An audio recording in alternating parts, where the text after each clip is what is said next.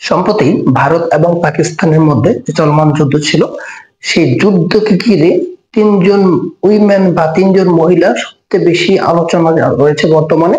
আর এই তিনজন উইমেন বা তিনজন মহিলার মধ্যে একজন পাকিস্তানের আর বাকি দুজন ইন্ডিয়ার।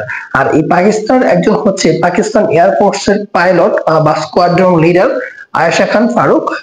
উনি বীরত্বের পরিচয় দিয়েছেন মূলত ভারতের যে বিমান বাহিনীর সদস্যরা যখন পাকিস্তানের অ্যাটাক করে, সেই পাকিস্তানের এই মহিলা পাইলট স্কোয়াড্রন লিডার আয়েশা খান ফারুক উনি ভারতের সবচেয়ে গর্বের যে জঙ্গি বিমান বা যুদ্ধ বিমান সেটা রাফায়েল ধ্বংস করেছে এই মহিলা।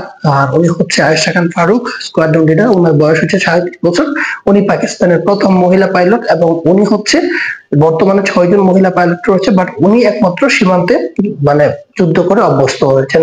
আর অন্যদিকে ভারতের সবচেয়ে গুরুত্বপূর্ণ আলোচিত দুজন মহিলা ব্যক্তি হচ্ছেন, একজন হচ্ছে ভারতের সেনাবাহিনীর কর্নেল সুফিয়া কুরেশি। ওনার বয়স 35। উনি এই রাফাল দিয়ে মূলত যুদ্ধ বা অপারেশন সিন্দুর পরিচালনা করে এসেছেন পাকিস্তানে। উনি মূলত ইন্ডিয়ান আর্মির একজন সগর্বিত সদস্য। আর 2 নম্বর হচ্ছে ইন্ডিয়ান যে এয়ারফোর্স বা ইন্ডিয়ান বিমান বাহিনীর একজন উইং কমান্ডার ভূমিকা সিং, উনি সিং হিন্দু।